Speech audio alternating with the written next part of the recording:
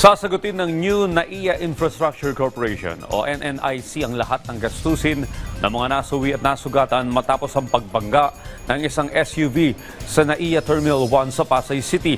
Apela ng mga otoridad, iwasan ang paggawa ng mga espekulasyon dahil patuloy pa ang investigasyon. Si EJ Lazaro ng Radyo Pilipinas sa detalye.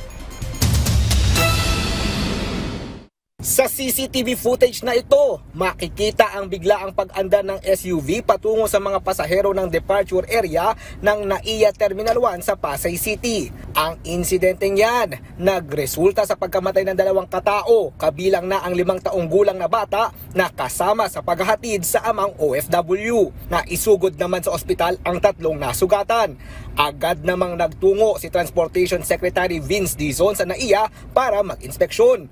At base sa inisyal na investigasyon, hindi sinadya ang pag-araro ng SUV dahil may hinatid na pasahero ang driver bago mangyari ang insidente. So right now, initially,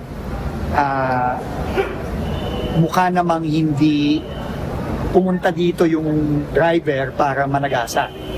No, hindi intentional dahil nga nakita natin na meron talaga siyang hinatid na pasahero dito sa Huminto. Somewhere here. Nagpasalamat naman si Secretary Dizon sa pamunuan ng NNIC matapos mangako na sasagutin nila ang lahat ng gastusin sa mga nasawi at nasugatan.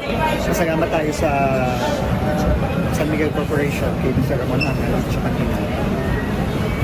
Kinmit niya na lahat ng gastos ng namatayan, ng mga na-injure,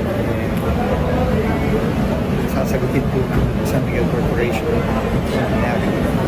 Sa ngayon, nasa kustodiya na ng mga pulis ang driver ng SUV.